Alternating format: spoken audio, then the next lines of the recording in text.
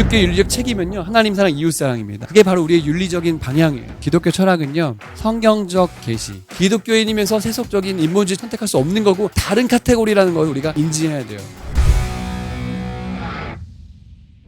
이게 세계관 교육 커리큘럼의 책이다 이렇게 생각하시면 돼요. 세계관을 어떻게 가르칠까 할 때 이 책을 쭉 보시면 되고요. 17페이지 한번 넘겨보실래요? 요런 표가 나오죠. 앞에는 한글이고 뒤에는 영어로 돼 있어요. 맞죠? 여러분들이 어떻게든 요거 표 하나를 갖고 있으면 기독교, 이슬람교, 세속적 인본주의, 마르크스 레닌주의, 뉴에이지, 포스트 모던주의의 10가지 학문에서 어떻게 그것이 이야기하고 있는지 렌즈를 갖게 되시는 거예요. 그래서 오늘은 여기서 신학과 철학과 윤리학 3개만 하고요. 다음 주는 4개, 그 다음에 3개 이렇게 하려고 그래요. 그래서 오늘은 신학, 철학, 윤리학에서 기독교부터 이게 쭉 나오는 여기가 어떻게 이야기하고 있는지를 나눌 건데 들어보면 별거 아닌데 설명해 보라면 잘 못할 수가 있어요. 그래서 들으면서 정리하시면 되겠고, 신학부터 한번 해보겠습니다. 그 어느 종교에나 신학이 있어요.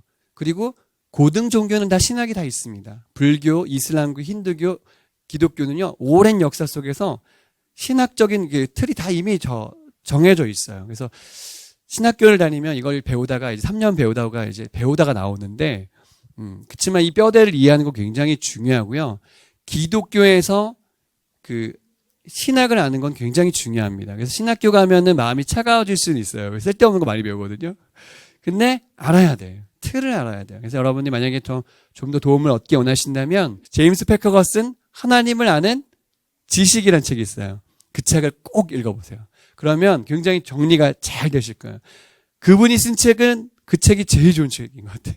제임스 패커의 하나님을 아는 지식, 성령님을 아는 지식이라는 책도 같이 썼는데 하나님에 대해서 이해할 때 우리가 기독교는 특별하게 유신론이에요. 신이 있다는 생각이죠. 당연한 거죠. 하나님이 계시다. 여러분, 우리의 종교 중에서 신을 인정하고 있는 유일 신으로서 인정하고 있는 종교가 뭐 있죠? 기독교, 이슬람교, 유대교. 그죠? 유대교도 종교라고 딱히 이렇게 봐야 돼요. 우리랑은 뿌리는 같은데 좀 다르죠. 근데 여기 기독교의 특별한 점은 뭐냐면 이 앞에 삼위일체가 붙었다는 거예요. 이슬람하고 우리가 다른 건 뭐냐면 이거를 다른 거예요. 이슬람은 예수 그리스도를 인정하지 않아요. 선지자로 인정하지 하나님의 아들로서 인정하지 않아요. 그리고 우리는 삼위일체는 말이 성경에 없지만 성경을 자세하게 보니까 하나님, 성부 하나님, 성자 예수님, 성령님 이 세 분이 태초부터 계셨고 영원히 계시고 세 분이 한 분이고 한 분이 세 분이라는 것을 알게 되었어요. 그래서 원래 우리가 하나님이 이 세상을 지으실 때 외롭거나 우리 없으면 안 되기 때문에 지으신 게 아니고요. 진 에드워드라는 책을 읽어보면은 하나님이 태초부터 온전히 삼위일체로 연합하셨고 온전히 행복하셨는데 그 사랑을 우리에게 나눠주신 거예요. 하나님 우리가 필요하고 우리 없으면 안 돼서가 아니라 그 사랑을 나눠주신 존재로 우리를 부르신 것입니다. 너무 다르죠. 우연히 만들어진 세상이 아니죠. 지구를 보세요. 얼마나 아름답고 동그랗게 생겼습니까? 지구에서 태양을 보세요. 그 각도에 따라서 얼마나 색깔이 다르고 크기가 다릅니까? 근데 달 보십시오. 달도 너무나 그 모양대로 지어졌죠. 우연일까요? 조금만 우리가 태양으로 가까이 가도 아마 이렇게 못 살 거예요. 조금만 더 태양보다 더 멀어지면 아마 다 얼어 죽었을 거예요. 정말 적절한 온도 속에서 아름다운 지구를 주님이 만드신 것입니다. 그래서 우리는요, 초자연적 하나님에 대해 믿는 거예요. 뭐에 대해서요? 초자연적. 자연적인 게 뭐죠? 이성과 보이는 것 그 정도 수준인 거예요. 초자연이라는 건 뭡니까? 눈에 보이지 않는 세계가 있다는 것입니다. 맞죠? 눈에 보이지 않는 것도 인정한다는 거예요. 그것을 인정하는 하나님, 그렇게 역사하신 하나님에 대해서 우리가 믿기 때문에 삼위일체 유신론이 기독교입니다. 그걸 알 수 있는 방법 2가지인데요. 특별계시입니다. 특별계시는 이름이 특별계시지만 사실 성경이라고 보시면 돼요. 성경에 명확하게 나와 있다는 것이에요. 우리가요, 한 50년 전에 쓴, 예를 들어 한국의 뭐 문학가들이 쓴 그런 뭐 3대 뭐 이런 거 이상의 무슨 뭐 날개 뭐 이런 거 읽어보시면 잘 이해가 되시죠? 50년 전, 100년 전에만 써도요, 잘 이해가 안 돼요. 조선시대 때 쓴 사람이 쓴 책 그냥 원문으로 읽으시면 읽을 수 있을까요? 어려워요. 근데요, 3,000년, 4,000년 전에 쓴 책이 지금 우리가 읽을 수 있는 책이 됐다고요? 그리고요, 몇십 명이 쓴 책이 동시에 말하는 게 다 겹치지 않고 다 정확하게 들어맞는다고요? 성경은 그런 책이에요. 수십 년, 수천 년에 걸려서 쓴 책이 여러 사람에 의해서 썼는데 또 심지어 문자도 달라요. 헬라어, 히브리어, 아람어로 여러 가지로 썼는데 내용이 너무 기가 막히게 퍼즐 조각처럼 탁탁탁 맞아요. 그래서 1.1획도 하나도 이루지 못할 말씀이 없다고 하셨어요. 맞죠? 하나님의 말씀은 영원할 것이다. 푸른 마르고 입은 시들어도 주의 말씀은 영원할 것이다. 우리는 성경의 사람들이에요. 그래서 성경은 신적인 영감으로 쓰여진 책이죠. 그래서 뭐 기계적 영감설이냐 뭐 그런 거 있어요. 사람이 그냥 불러주는 대로 쓴 거냐, 자기가 자기의 어떤 그 문체대로 쓴 거냐, 여러 가지 학설이 있지만 어쨌든 성경의 저자는 성령님이라는 것입니다. 그리고 이 성경에 나타나는 그리스도의 가르침, 주님의 행하심, 부활이 이 특별 계시를 위한 초석을 놓는다는 것이죠. 우리는 부활이 없다면 아마 다른 종교랑 다를 게 없을 거예요. 위대한 성인을 그냥 추앙하다 끝나는 종교일 수 있어요. 근데 부활하신 예수님은 지금도 살아서 다시 오실 것을 준비하고 계신 그 하나님이시잖아요. 특별 계시의 소통에 누가 역사하세요? 성령. 이게 중요한 포인트죠. 여러분, 아무리 똑똑한 사람한테 성경을 갖다 줘 보세요. 그의 지식만으로 이해할 수 없어요. 성경이 열린다 그러죠. 계시가 뭐냐면요. 계시가 이렇게 빛을 비춰준다는 뜻이에요. 그러니까 내 마음속에 성경이 딱 깨달아지는 거는요. 내 힘으로 하는 게 아니에요. 성령께서 조명을 딱 비춰주시는 거예요. 어두운 밤에 조명을 탁 켜면 밝아지는 것처럼. 예, 우리는 그런 축복을 누리고 있죠. 이 특별 계시를 통해서 하나님을 알 수 있습니다. 또요. 일반 계시를 통해 하나님을 알 수 있어요. 일반 계시는 자연이라고 부르는 우리 눈에 보이는 것들입니다.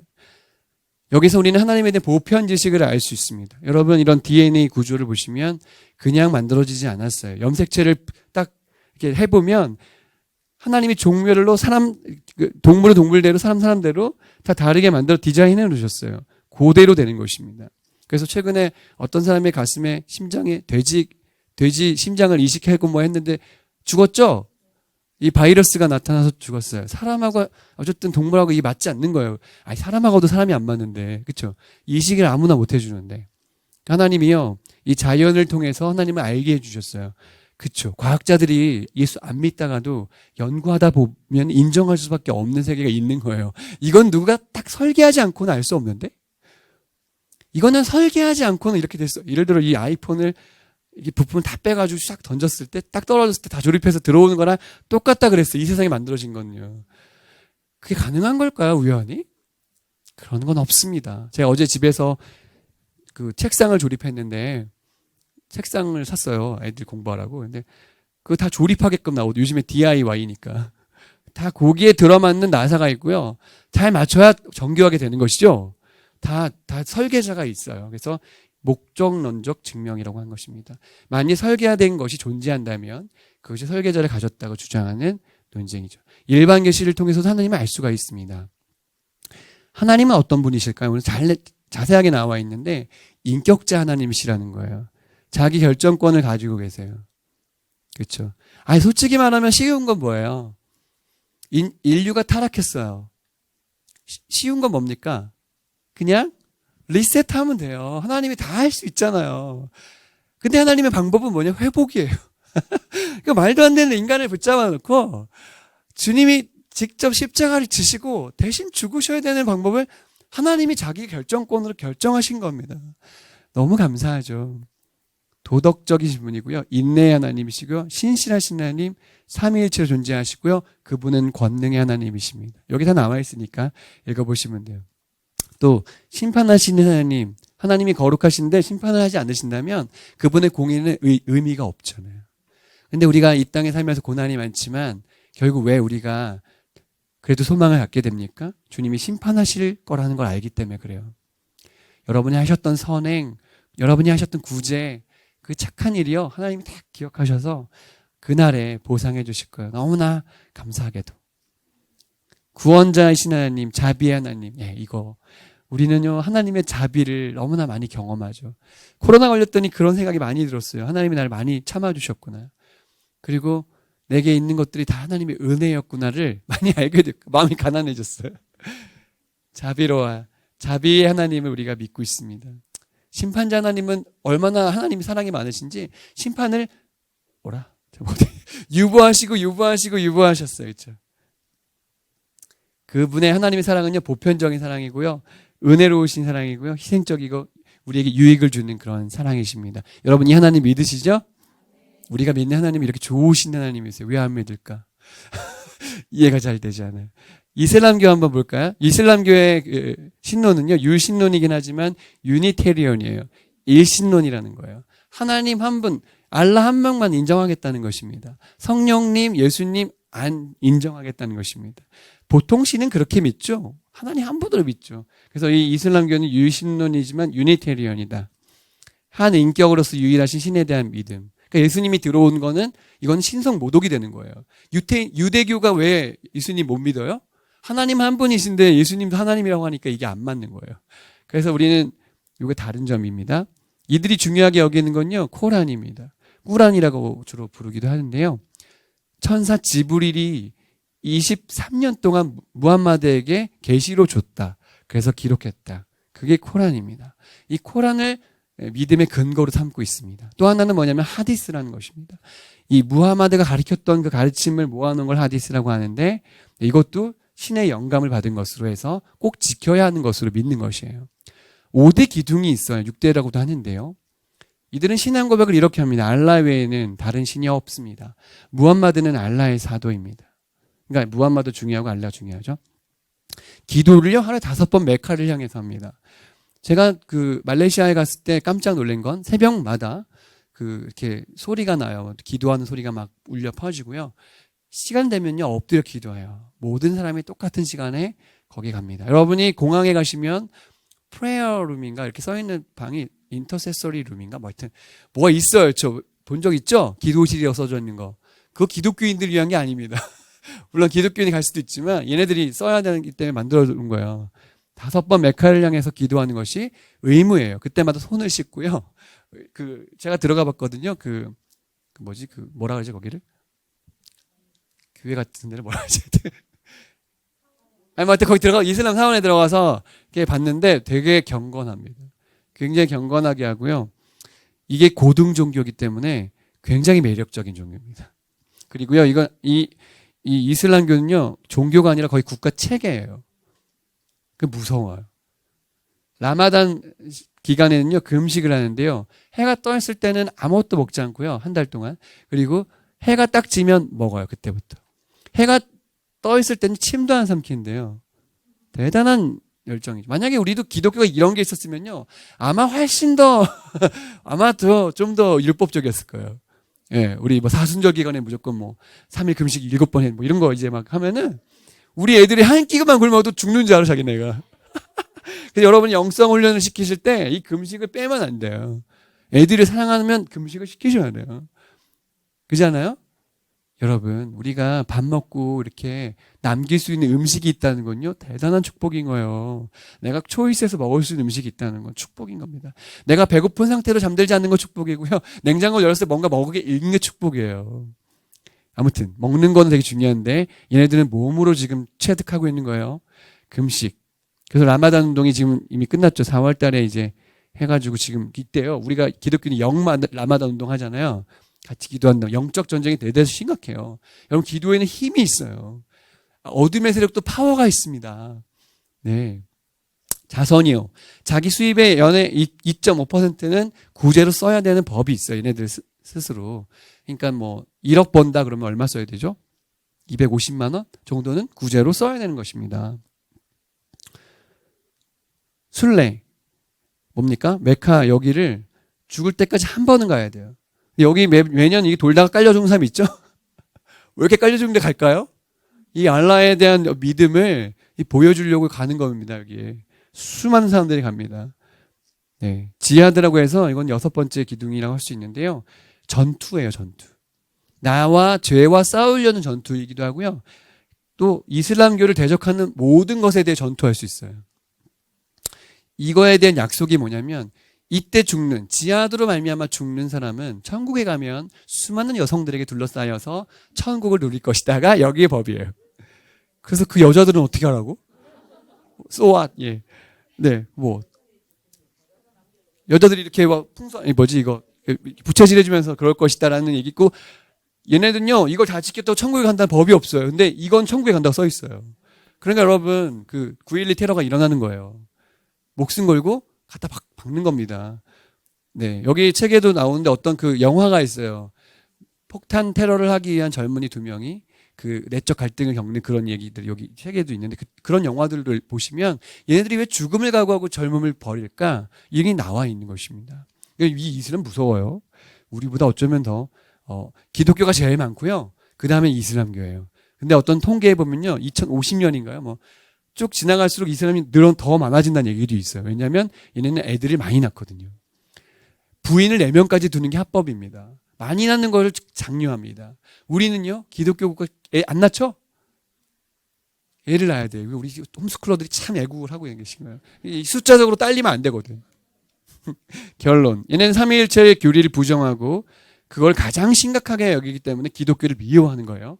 십자가에서 예수님이 죽었다는 걸 혐오스럽게 여기고 어떤 그 선지자 중에 한 명으로 여기지만 이렇게 죽었기 때문에 이 사람은 틀렸다고 생각하는 거예요.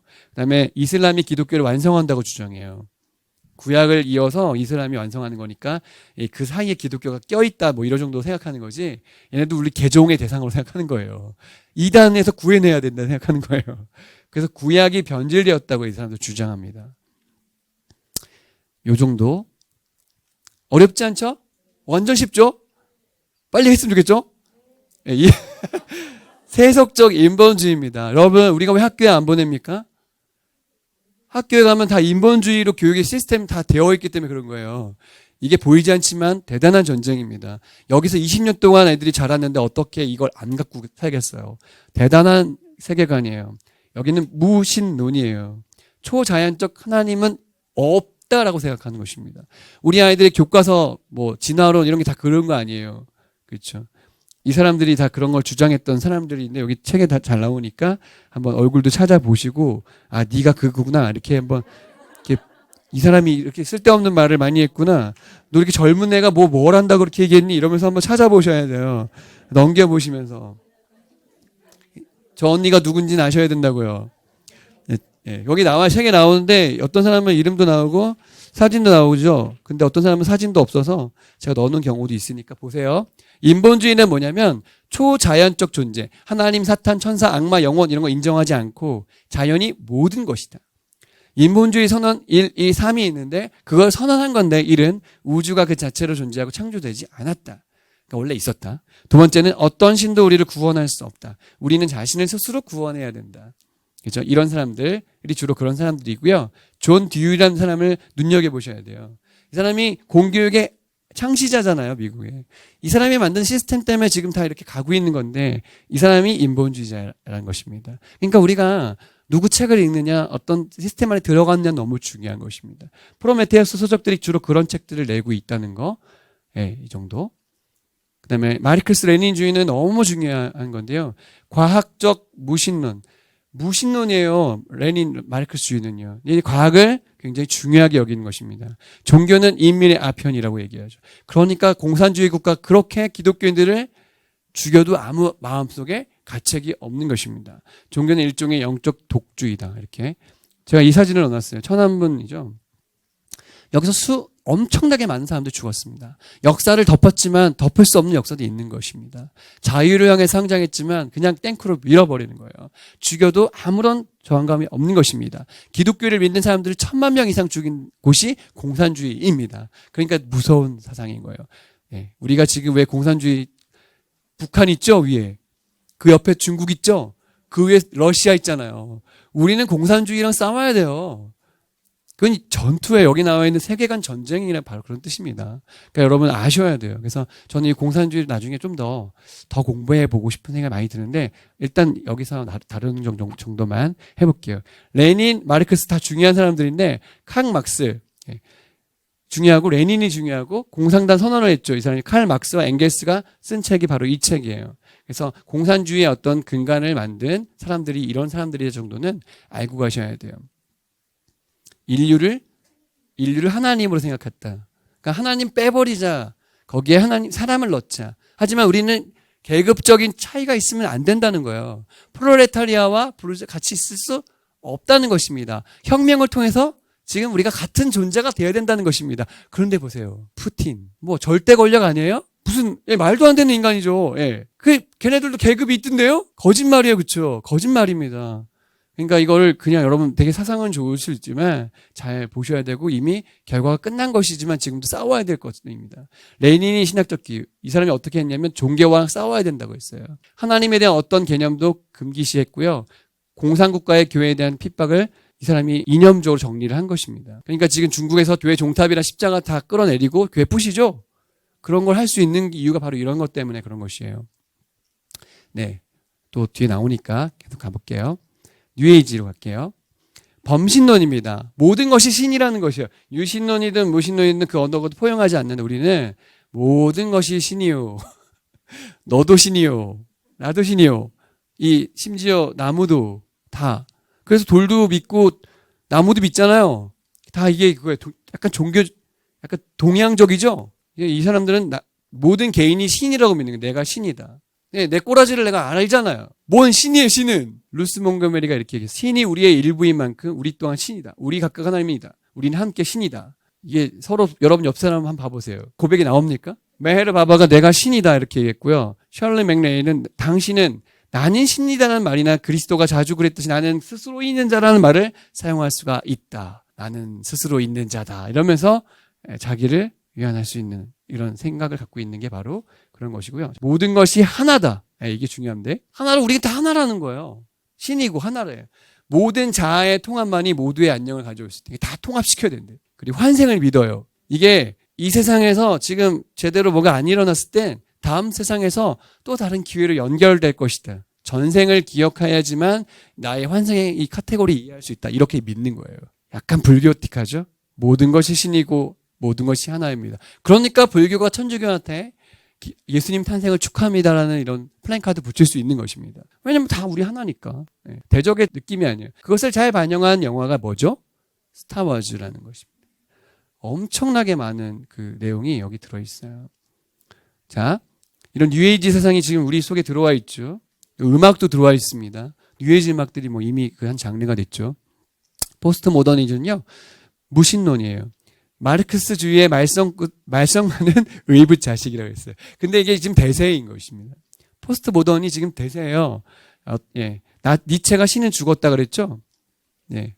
그 다음에 이제 데리다라는 사람이 중요한데 해체주의를 얘기했어요. 어떤 사람이 글을 썼는데 읽는 사람이 다르게 해석하면 그 해석이 맞다는 거예요. 그 본문이 중요하지 않다고 믿는 것입니다.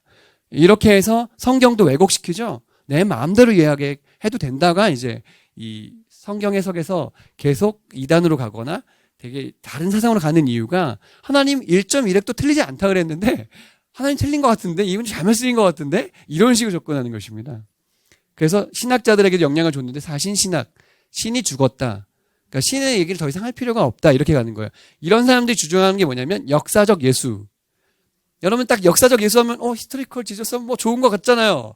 예수님이 역사적 어떻게 했는지 그게 아니에요. 역사적 예수라는 단어가 딱 들어가면 그게 뭐냐면 예수님의 인생에서 신성을 빼겠다는 거예요. 기적, 뭐 귀신 쫓은 걸 빼겠다는 것입니다. 부활도 빼요. 왜냐면 이게 이성적 설명이 안 되잖아요. 그렇게 가는 게 바로 현대 신학이에요. 어떤 영향을 줬느냐 이것이 종교 다원주의를 일으킵니다. 그래서 포스트 모던은 모든 종교가 다 평등하다고 믿는 거예요. 그러니까 WCC에 가면 어떤 일이 일어나요? 무당하는 사람도 오고 기독교인도 오고 다 와서 같이 한 신을 믿는 거라고 생각하는 거예요. 우리는 그러면 안 되는데 이 종교 다원주의가 되게 팽배하게 지금 우리 머릿속에 있죠. 그러니까 기독교가 핍박을 받죠. 왜 니네만 맞다 그래? 이렇게 된 거예요. 탈보수주의로 갑니다. 이제 이머징 처치라고 해서 그런 이제 일들이 일어나요. 여러분 여기 나와 있는 스탠리 그랜치나 이런 사람들의 책을 쳐보면 한국에도 번역이 되어 있습니다. 이런 사람들이 책을 써놨어요. 여러분 아무나 책이나 막 읽으면 안 돼요. 그래서 잘 분별해서 읽으셔야 되고요.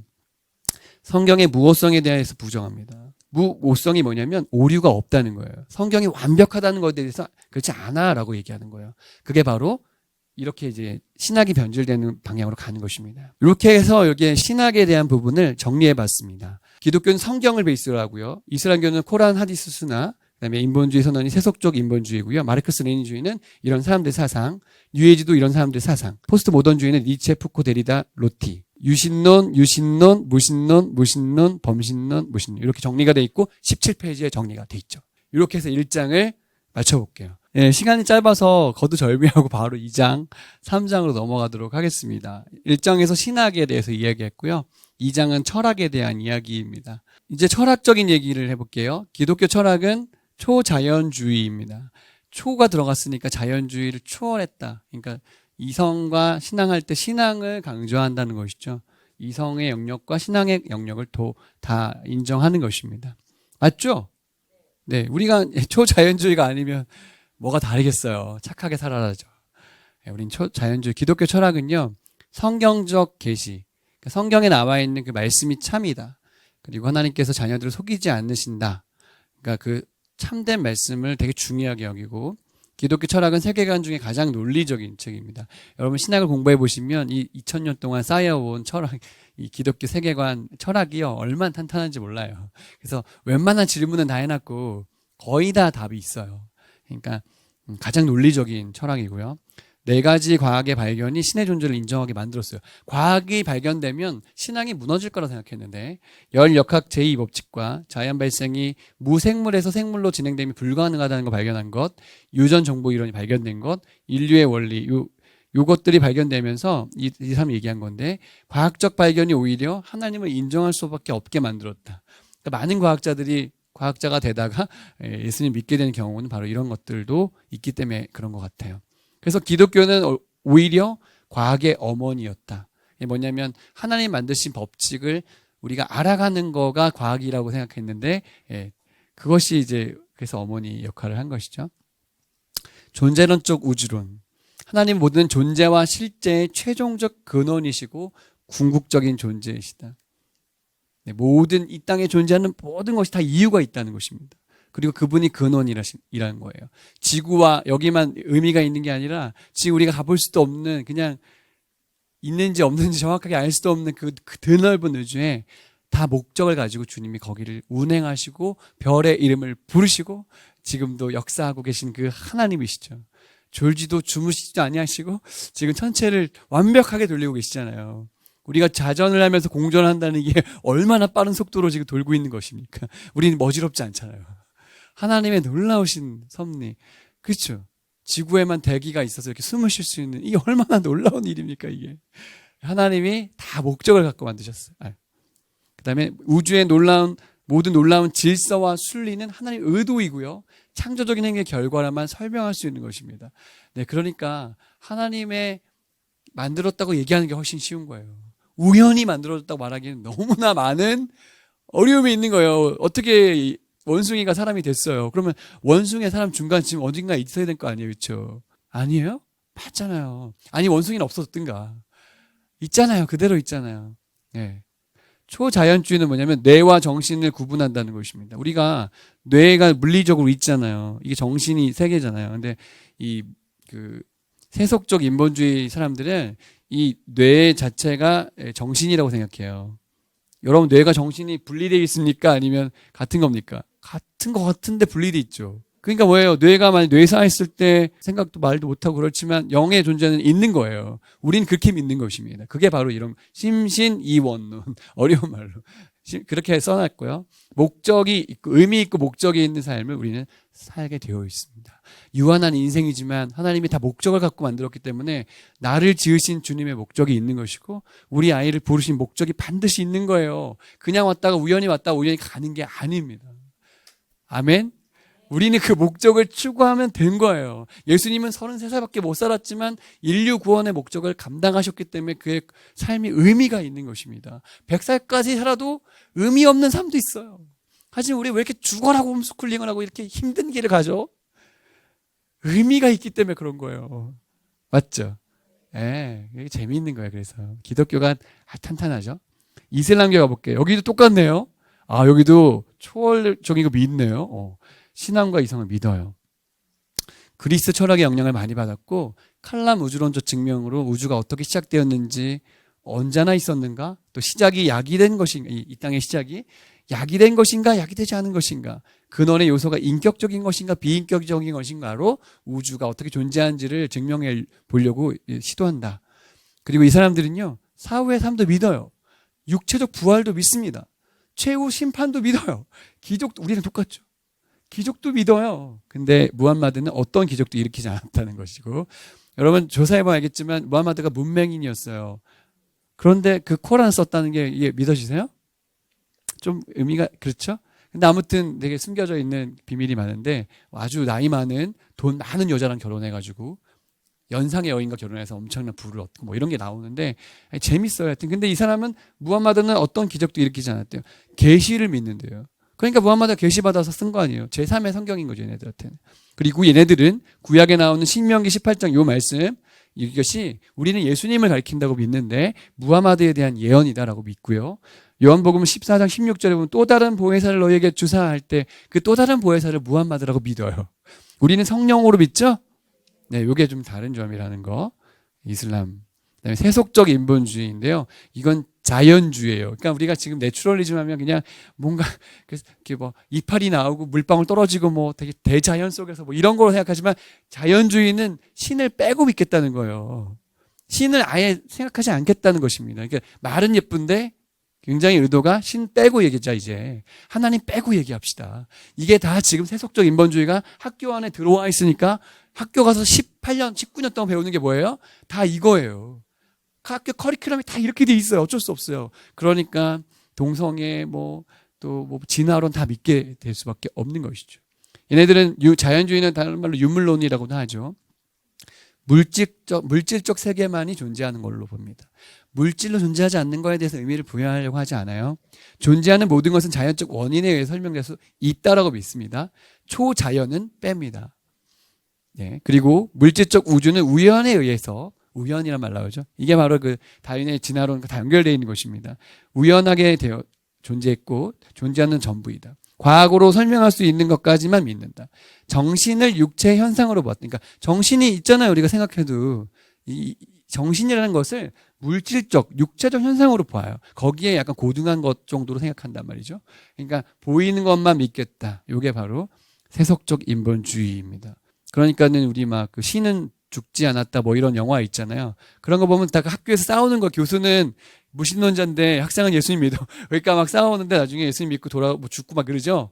예, 인간은 유한한 존재이고 다 이유가 있다. 그래서 되게 재밌어요. 신은 죽지 않았다가 1, 2, 3가 있거든요. 보셨어요? 진짜 재밌어요. 한번 보세요. 그리고 연기도 잘했어요. 예, 제가 볼 때는 한 번 정도 보는 거 좋은 것 같아요. 그다음에 이제 지금 우리가 배우고 싶은 건 마르크스 레닌주의인데요. 마르크스 레닌주의가 어떻게 들어와 있냐면 변등법적 유물론으로 들어와 있습니다. 유물론은 똑같죠. 변등법적이라는 건 뭐예요? 정, 반, 합. 뭔가가 정이면 반드시 반이 나오고 거기서 다른 합이 나오는데 그게 정이 되고 반이 되고 합이 돼서 이 공산주의, 레닌주의는 계속 뭔가 투쟁하고 변화시키고 다시 싸울 수밖에 없는 구조가 되어 있어요. 그렇게 믿는 것입니다. 마르크스 레닌주의, 요게 이제 조지 웰의 1984 책 읽어보시면 진짜 기가 막힌 책이죠. 1948년에 썼는데 마치 본 것처럼 썼어요. 이거 예언적인 책이라도 볼 수 있습니다. 하나님이 아닌 물질을 궁극적 실체라고 주장합니다. 그러니까 물질을 궁극적 실체라고 보고 하나님은 아예 인정하지 않습니다.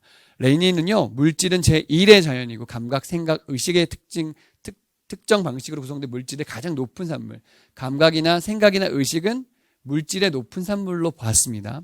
과학을 절대적으로 믿습니다. 종교적 진리는 부정합니다. 이 아까 말씀드렸죠. 변증법적 유물론 설명드렸죠. 정, 반, 합, 충돌하고 다시 정의되고 그래서 과정 철학이라고 부르고 진화와 혁명이 이게 합법화되는 거예요. 혁명을 일으킵시다. 이게 합법화되는 게 바로 얘네들의 생각이기 때문에 그렇습니다. 정신이 물질을 정확하게 반영하고요. 정신의 기능은 뇌의 기능이다. 그러니까 이런 정신적인 거, 보이지 않지만 존재하는 거 이런 거를 다 자기네 카테고리 안에 넣어서 생각한 거죠. 뉴에이지로 갈게요. 비자연주의. 자연주의가 아니라고 생각하는 거예요. 이게 자연주의는 다 이성으로만 설명하는 것인데 비자연주의니까 네. 이성으로만 설명할 수 없는 세계에 있다라고 믿는 겁니다. 얘 나름대로 영적인 세계를 인정하는 거예요. 하지만 그 신앙과 이성 그렇게는 나눌 수 없다는 것입니다. 자, 뉴에이지 카테고리 안에요. 힌두교가 들어와 있어요. 이게 동양적이죠. 마돈나나 이런 사람들이 그 복장을 하고 나온 거 보시면은 다 여기 반영이 되어 있습니다. 그 다음에 선불교에서 타이거 우즈라는 사람, 리차드 기어 이런 사람들이 선불교를 믿는다 그러고, 이 사람 아시죠?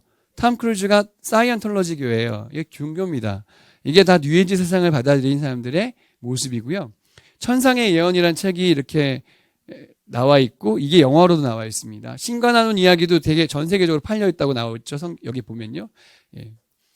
자연주의적이고 유물론적인 철학은 거부하는 것입니다. 그러니까 아까랑은 다르죠. 그 세속적 인본주의랑 마르크스 레닌주의랑은 좀 다른 세계가 뉴에이지 세계이고, 약간 동양적인데 서양이 그거를 갖고 와서 쓰는 것 같은 느낌이 들어요. 비자연주의는 뭐냐면 모든 것이 신의 일부다. 범신론, 그렇죠? 모든 것이 신의 일부다. 그러니까 함부로 대하면 된다, 안 된다? 일본도 약간 그런 느낌 들죠? 다 신이고 뭐 사원이고 뭐 물의 신, 뭐의 신 다 있잖아요. 그 본질에 있어 영적이라는 믿음, 전우주적인 의식이 달성되면 모든 물질은 녹아 사라질 것이다. 그러니까 의식이 통합되고 다 하면 우주는 사라질 것이다. 되게 뭔가 그럴싸하죠? 예.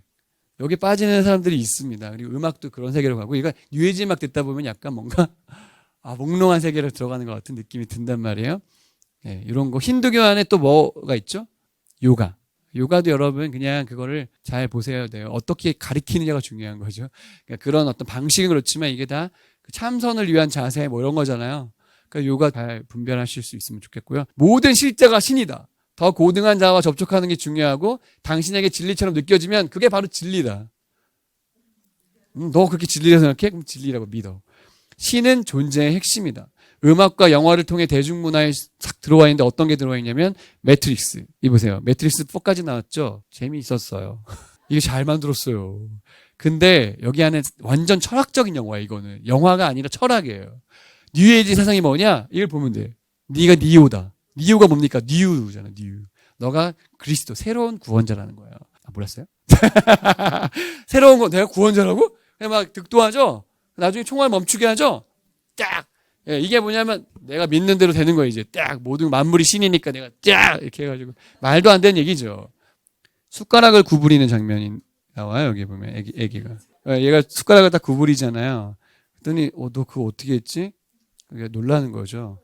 나중에 보세요. 그러면 이제 얘가, 이게 어떻게 숟가락이? 이러면 이제 숟가락이 아니라 숟가락이 없다고 하는 건 진실을 믿으세요. 다 그러면서 이제 숟가락이 없는 거가 중요합니다. 했더니 이제 숟가락 속에서 당신의 내면을 보시면 됩니다. 딱 그랬더니 얘가 뭐라고? 그러면서 딱 그러면 자기 숟가락이 딱 이제 휘는 거죠. 자기를 발견해 나가는 것입니다. 이게 바로 뉴에이지적인 접근이에요. 너가 신인데 잘 몰랐구나. 알게 해줄게. 얘 구부리죠. 자기의 얼굴을 보는 장면 나오죠. 이게 바로 뭐예요?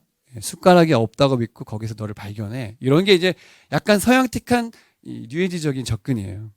나중에 한번 보세요. 이게 왜 나왔는지 보시면 되겠습니다. 뉴에이지 얘기했고요. 마지막 포스트 모던이 이제 반실제론 얘기해 볼게요. 이 사람이 이제 리오타르라는 사람인데, 보편적이고 객관적인 진리에 대해서는 부정해요. 우리가 다 알고 있는 진리라는 거를 다 믿고 있는 그거를 아니라고 얘기하는 거예요. 그리고 메타 내러티브에 대해서 부정합니다. 뭐냐면 우리도 착하게 살면 뭐 천국 가고 뭐 나쁘게 살면 지옥 가고 뭐 이런 약간 대중적인 의식이라는 게 있잖아요. 그리고 메타 내러티브라고 하는 건데, 그런 거 아니야. 이제 그런 게 어디 있어. 신은 없어. 그리고 이런 메타 내러티브 이런 거 얘기하는 거는 안 되는 거야. 이렇게 이제 그 어떤 거를 딱히 규정하려고 하지 마. 이런 게 포스트 모던이잖아요. 그러니까 기독교 너네 왜 예수님만 믿어야지 천국 간다 그래. 뭐 이런 거가 되게 이제 메타 내러티브가 싫어하는 거예요. 이런 발상들이고요. 반실제론이 뭐냐면 안틴 리얼리즘. 진리가 인간 생각에 의해 주관적으로 구축된 것이라는 믿음. 주관적으로 구축됐다. 네. 이게 어떤 사람이 그렇게 믿지만 내가 그렇게 믿지 않으면 그렇게 믿지 않아도 된다는 거예요. 그런 얘기가 좀 밑에 나오는데요. 보세요. 진리가 상응할 수 있는 진짜 세계는 존재하지 않는다고 믿는 것입니다. 파이프를 그려놓고 파이프가 아니다. 로티인가요, 이름이? 파이프 그려놓고 파이프가 아니래. 뭔데 그러면? 이렇게 되는 거예요. 이게 초현실주의 있잖아요. 다다이즘 뭐 그런 그림을 보세요. 현대 미술을 보세요. 이해할 수가 없어요. 이해하는 것 자체가 불가능해요. 그런 걸 또 되게 차원 높은 미술로 봐요. 그게 포스트 모더니즘 사상인 거예요. 파이프가 그려놓고 이거는 파이프가 아니다라고 제목을 적어놓으면 뭐 어쩌라는 겁니까? 네. 그리고 이거 왜 해놨냐면 어떤 얘기냐면 로티가 만약 달이 초록색 치즈로 만들어져 있다고 말하고 그 공동체가 다 그렇게 믿는다면 달은 초록색 치즈로 만들어진 거다라고 믿어라. 제가 아침에 이 얘기를 아이들 해줬더니 되게 재밌어 하더라고요. 있잖아, 많은 사람들이 거의 대부분이 달은 초록색 치즈로 만들어졌다고 믿으면 그렇게 믿어도 된다가 포스트 모던이래. 말이 된다고 생각하니? 되게 깔깔거리고 웃었어요. 네, 이런 게 바로 포스트 모더니즘 사상인 것입니다. 포스트 모더니즘은요, 언어가 되게 중요한데요. 그래서 어떤 언어를 구사하느냐, 어떤 것까지 말할 수 있느냐, 몇 가지 언어를 구사하느냐가 굉장히 큰 파워예요. 그래서 해체주의 이제 데리다라는 사람이 이런 얘기했죠. 문서 비평의 한 수단인데요. 문서가 독자의 해석에 열려 있다. 써 있는데 독자가 그렇게 해석하면 그 해석이 중요하다고 믿는 거예요. 그래서 그렇게 믿는 이 해체주의를 말하는 것입니다. 독자의 문서에 대한 해석을 문서보다 중요하게 여기는 것입니다. 성경도 그렇게 해석할 수 있다. 왜 니네 마음대로 그렇게 볼 수 있냐? 우리는 이렇게 해석하겠다. 이렇게 되는 것입니다. 철학을 요약한 반후저가 이렇게 요약했어요. 다 읽으면 재미없겠죠? 하지만 꼭 읽으셔야 돼요. 포스트 모던을 잘 요약해 놓은 책이 별로 없어요. 그리고 제임스 사이어 책에도 그 포스트 모더니즘이 아주 명확하게 잘 돼 있지 않은데 잘 정리해 놓은 것 같아요. 이게 보완이 잘 되는 것 같아요. 반우저라는 사람이요. 보편적 과학의 권위에서부터 지역적 지식의 서술들을 향해 간다. 이 포스트 모던이. 보편적인 과학의 권위로부터 지역적. 그러니까 보편적을 계속 떠나서 지역적. 우리끼리 이런 게 되는 거예요. 그러니까 뭐예요? 우리 동성애자들 성소수자들 인정해달라 이거예요. 자기 권리 주장하겠다는 거예요, 이제. 옛날에는 그런 큰 사람들이 이제 대다수의 사람들이 우리를 저항했지만 이제 그 법 만드는 거 뭐죠, 그거? 차별 금지법을 왜 만들어요? 그런 거 우리가 이제 주장하겠다. 기독교가 너네가 우리 죄라고 얘기하면 우리가 얘기하겠다. 포스트 모던적인 생각이에요. 보편적 이성의 개념을 거부하고요. 이성은 언제나 특정한 서술, 문화, 제도, 관습에 대해서 내에서 자리하고 있다. 통합된 보편적 계획을 거부하고요. 다름이나 복수성, 분열이나 난함에 대해서 중점을 둔대. 분열을 일으키고요. 복수를 일으키고요. 왜 여성인권 뭐 이런 것도 너무 가면요. 그건 여성인권이 아니 뭐예요? 또 다른 복수가 될 수 있어요. 그렇죠? 그러니까 페미니즘인 거 조심하셔야 돼요. 그거는 약간 이런 철학적인 거예요. 지금 권리에 대한 문제를 너무 강조한다. 그러면 그렇게 갑니다. 한 사람이 문화, 언어, 역사, 성별화된 몸을 초월한 논리적 사고를 가진 자율적인 개인이라는 생각을 거부한다. 전통적 신학의 존재가 믿을 수 없는 존재가 되었음에 동의한다. 전통적 신학을 이제 믿을 수 없다. 신은 옛날에 말했던 그 신은 이제 믿을 수 없어요. 라고 말하고 시작하는 겁니다. 우리가 무언가에 대해 아는 것은 언어적으로, 문화적으로, 그리고 사회적으로 구축된다. 그러니까 우리의 특성에, 언어의 특성, 문화적 특성, 사회적 특성에 따라서 달라질 수 있다고 믿는 겁니다. 언어란 사회적으로 건설된 질서를 나타낸다. 그 속에서 우리가 생각하고 움직이며 존재를 가진다니까 언어 자체에 대한 되게 중요하게 여기는 것입니다. 그래서 우리가 어떤 언어를 구사하는 사람이냐, 어디까지 말할 수 있느냐 너무 중요하죠. 그래서 이 포스트 모더니즘 되게 또 한번 연구해 보시면 좋겠어요. 이렇게까지 해서 철학을 2장 공부했고요. 3장으로 바로 넘어갈게요. 이제 윤리학 가볼게요. 자, 신학했고요. 철학했어요. 그 다음에 뭐죠? 윤리학. 이 기반 안에서 윤리학 어떻게 살아야 될까요가 나오는 거예요. 윤리학. 기독교는요, 절대적 도덕을 믿어요. 기독교 윤리는 도덕적 표준이 하나님의 성품, 하나님의 본질 안에 있다고 믿고요. 인류 공동의 도덕적 절대성을 인정합니다. 우리 모두가 공존해야 되는 절대적 기준이 있다는 것입니다. 그래서 우리는 낙태하지 않죠. 생명을 우리 하나님 주셨다고 믿기 때문에 그런 것입니다. 외부에 절대적 도덕률이 존재하며 그 도덕이 우리 존재 속에 각인되어 있다. 외부, 하나님, 우리와 다른 신적인 절대적 도덕률이 이미 있고 그게 우리 속에 지금 각인되어 있다는 거예요. 우리 성품 속에. 그래서 예수님 안 믿는 사람들도 그 약간 보편적인 정서가 있단 말이에요. 그거 일반 계시라고 보고요.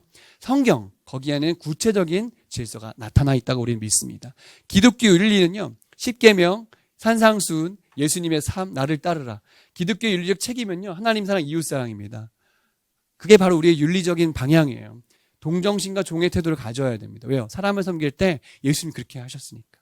거룩한 하나님 앞에서요. 죄악을 인정하는 것은 뭐냐면 이 죄악을 인정한다는 걸 죄를 지을 수 있습니다가 아니라 내가 거룩하신 그분의 그 완벽하신 그 참 앞에, 진리 앞에 내가 죄인이라는 걸 자각할 때 기독교 윤리는 성립한다는 거예요. 그래서 우리가 의로워서 이러는 것을 하는 것이 아니라 하나님 앞에 늘 나가야 될 존재를 인정하는 것, 기독교. 이슬람교는요, 윤리학의 기준이 코란과 하디스입니다. 하디스 뭐였죠? 무함마드의 가르침을 모아놓은 책. 무함마드의 삶과 가르침을 모범으로 생각하고요. 코란은 알라가 궁극적으로 이해될 수 없다고 가르칩니다. 알라의 선포를 통해 도덕의 선을 안다. 웃기죠? 코란에 알라의 말이 있는데 여기는 알라의 선포가 중요하대요. 되게 애매한 표현인데 아무튼 알라가 나중에 그렇게 말하는 것이 중요하다는 것입니다. 써 있는 대로가 아니라 뭐 그런 것 같아요. 아까도 얘기했던 5가지 기둥이 윤리의 핵심이에요. 이걸 해야 되는 거예요, 얘네들은. 율법 같은 거죠. 아까 했죠, 이건. 넘어갈게요. 금지사항에 있습니다. 보십시오. 술을 마시는 거 금지입니다. 이슬람 교회의 사람들, 제대로 믿는 사람은 술 안 마십니다. 그리고 돼지고기, 발톱, 이빨, 송곳니로 죽이는 짐승들, 맹금류, 쥐들, 파충류, 지렁이 이런 거 먹으면 안 돼요. 제대로 도살된 고기가 아니 먹을 수 없죠. 알라에 대한 기도를 하고 죽여야 돼요. 그래서 이게 뭐예요? 할랄 식품이 바로 그렇게 인증된 식품이라는 것입니다. 도박과 성적 음란을 금지합니다. 여러분 이것만 딱 보세요. 너무 괜찮지 않아요? 이렇게만 살 수만 있다면, 우리 남편이 술을 끊을 수만 있다면 뭐 이런 거 아니에요. 도박, 음란. 이렇게 살 수 있으면 되게 착하게 사는 거잖아요.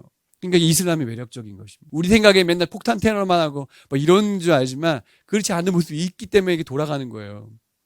무서운 거죠. 그래서 우리나라에 되게 들어와 있는 이슬람 교인들 어떻게 받아들일까? 그들이 투표권을 갖게 된다면 뭐 이런 것에 대해 생각하셔야 돼요. 심판의 날을 믿습니다. 모든 인류가 심판받는다 생각해요. 행위의 저울에서요, 착한 일과 악행이 이렇게 저울을 쟀을 때 더 어느 쪽을 기울였는지에 대해서 심판을 받습니다. 개인적 미덕과 영성을 발달시켜야 되고요. 타인의 상황을 개선하고 관계를 강화시키며 다가올 심판을 고대한대요. 굉장히 종말론적이네요. 이게 이슬람교인들이 이렇게 살려고 노력한다는 거예요. 선행에 대한 보상이 있고 악행에 대한 처벌이 있다고 믿어요. 그러니까 이슬람교 사람들 이렇게 사는구나 아셔야 돼요.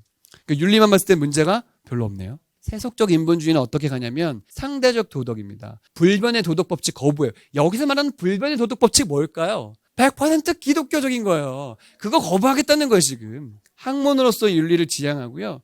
해야 할 의무에 대한 의견의 일치가 없습니다. 그러고 보니까 학교 가면 요즘 선생님들이 아이들 체벌할 수 있다 없다? 왜 없죠? 아이의 인권이 너가 그렇게 행동하는 거에 내가 이렇게 체벌하는 건 안 되는 거야 이렇게 갑니다. 선생님의 권위가 땅바닥에 떨어졌어요. 근데 우리는 어떻게 가르쳐요? 네 자녀를 몽둥이로 때려라. 죽지 아니하리라 뭐 있잖아요. 그러니까 우리는 절대적인 게 있는데 얘네들은 그렇게 살 수도 있지 뭐 이렇게 생각하는 겁니다. 도덕이 개인과 집단에 있어 상대적이라고 믿는 거예요. 윤리적 상대주의. 그러니까 옳고 그른 것은 객관적 사실과 상황에 의해서 결정된대요. 상황에 따라 바뀔 수가 있다는 거죠. 원칙이 없는 세상에서 사람들은 책임감 있게 살 수 있을까? 이런 것 때문에 뭐가 나와요? 동성애 나오고요. 혼전 성교 나오고요. 혼전 성관계 나와요. 왜요? 내 인권이니까. 상대적인 거니까. 그냥 살아보고 결혼해도 될 것 같은데? 그러니까 이거 학교에서 20년 동안 배우면 애들이 어떻게 될까요? 동거하는 거예요. 자기 마음대로 사는 것입니다. 이것 때문에 그런 것입니다. 마르크스 레닌주의는요. 노동자의 도덕을 중요하게 여깁니다. 정반 아까 배웠죠? 정반합하면서 격돌한다 그러죠. 뭐냐면 프롤레타리아가 이겨야 되니까 부르주아를 깨 부셔야 돼요. 그게 바로 프랑스 혁명인 것입니다. 프랑스 혁명은 성경적인 게 아니에요. 너무 미화시킬 필요가 없어요. 지배적인 자본주의 계층의 낡은 도덕성이 노동자 계급을 착취하고 있다라고 믿는 거예요. 꼭 그렇지만은 않은 것 같아요. 제가 볼 때. 그렇죠. 프롤레타리아가 훨씬 더 높은 도덕성 갖고 있나요? 그렇지 않을 수 있습니다. 부르주아 계급이 생물학적, 사회적 진화를 방해한다면 자연은 그 계급이 제거되어야 할 것을 명령한다. 그러니까 혁명을 일으키는 것을 정당화시키는 것입니다. 변화의 필연성을 얘기하는 것이죠. 그래서 이 마르크스 레닌주의는 이런 것 때문에 지금 보세요. 우크라이나가 이제 공산주의 노선에서 이제 잘 사는 쪽으로 가고 기독교가 늘어나는 유일한 그 유럽의 그 나라예요. 그러니까 뭐예요? 이쪽의 방향이 아니에요. 그러니까 어떻게 해요? 혁명을 일으키겠다는 거예요. 힘으로요. 그게 정당하다고 얘기했잖아요. 자기네 그 노동자 뭐 대회인가 거기서. 우리는 지금 잘하고 있다. 그렇게 진짜 믿습니다. 도덕성, 신의 계명들에 기부한 부르주아들이 착취자로서 이익을 늘리기 위해 하나님의 이름을 사용했다. 그러니까 얘네들 그렇게 생각하는 거예요. 기독교 사회가 이렇게 만들었다는 거예요. 계층이 없는 사회와 그 너머의 방향으로 흘러가고요. 마르크스의 주의의 도덕성은 프롤레타리의 도덕성이다. 결과가 수단을 정당화시켜요. 총살할 수 있고요. 굶주려도 괜찮고요. 강제 노동시켜도 괜찮은 거예요. 왜냐하면 이런 윤리적인 의식을 갖고 있기 때문에 하나도 마음에 찔리지가 않는 것입니다. 그래서 뭐 사실 북한에서 부모를 자녀가 고발한다든가 이런 게 가능한 이유가 이런 정신세계를 갖고 있기 때문에 그런 것입니다. 혁명은 계층 간의 구분이 없는 사회를 창조하기 위한 가장 효율적인 수단이다. 그 혁명이 필수적이다. 이렇게 믿는 것입니다. 뉴에이지로 가겠습니다. 이것도 상대적 도덕인데요. 신학적 범신론, 철학적 이론론에 기반한 도덕입니다. 개인의 자율과 윤리적 절대성을 강조하고요. 모든 외부의 권위와 논리적 제한을 무시합니다. 왜요? 외부에서 나에게 얘기하는 거에 대해서 그렇게 크게 의미를 두지 않겠다는 것입니다. 포용력이 핵심이에요. 너도 그럴 수 있고 나도 그럴 수 있다. 윤리에서 너도 그럴 수 있고 나도 그럴 수 있다. 그러니까 타인의 믿음이나 행동 판단하지 마. 뉴에이지는 그렇게 가는 것이고요. 절대적 선도 악도 존재하지 않는다고 믿어요. 근데 문제는 뭐냐면 카르마. 모든 행동의 결과에 대해서 네가 책임져라. 그 결과가 있을 건데 그건 네 책임이야. 그게 되게 한마디로 좀 네가 알아서 해라는 거죠.